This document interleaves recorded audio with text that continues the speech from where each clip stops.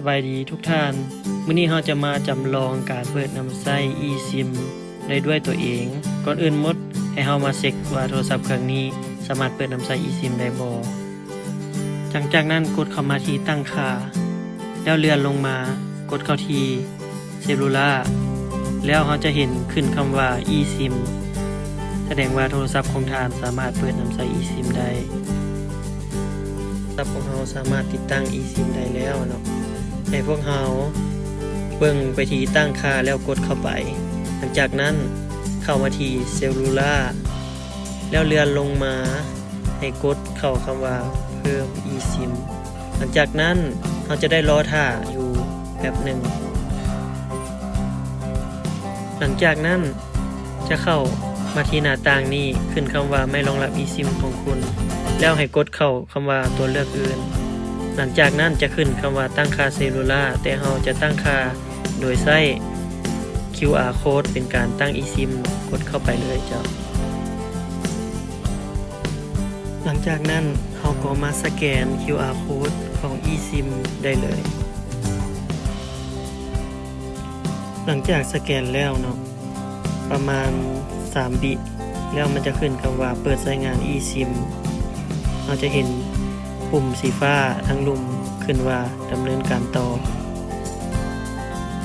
แล้วให้กดไปที่ดำเนินการต่อได้เลย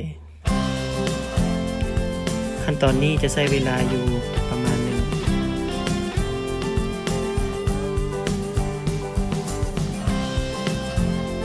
หลังจากนั้นมันจะขึ้นคำว่าเปิดใช้งาน eSIM ให้กดเข้าไปที่ดำเนินการต่อได้เลยหลังจากนั้นจะขึ้นคำว่าแผงเซลลูล่าเนาะทางเทิงแมนซิมหลักของเราส่วนด้านลงเป็นซิมของ eSIM กดดำเนินการต่อไปได้เลยหลังจากมาหน้านี้ให้กดซิมหลักแล้วกดดำเนินการต่ออันนี้ก็เช่นกันให้กดไปที่หลักแล้วกดไปที่ดำเนินการต่อส่วนแผงเซลลูล่าเรายังอยู่ประเทศต้นทางอยู่ให้ลูกค้ายังกดใส่ไปที่อนุญาตเปลี่ยนข้อมูลแล้วกดไปที่หน้าหลักก่อนเนาะหลังจากนั้นให้กดไปที่คำว่าเสร็จสิ้นเพียงเท่านี้ก็ติดตั้งสำเร็จแล้วเจ้า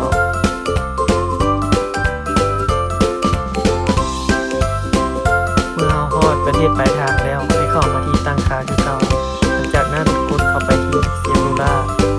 ทางด้านเทิงเนาะเราจะเห็นคำว่าข้อมูลเซลลูล่าตัวนี้ยังใช้เป็นข้อมูลเบอร์หลักอยู่แต่นั้นให้เรากดเข้าไปแล้วไปเปลี่ยนใส่ข้อมูลของ eSIM ที่เราตั้งไว้แล้วไปเปิดอนุญาตเปลี่ยนข้อมูลเซลลูล่า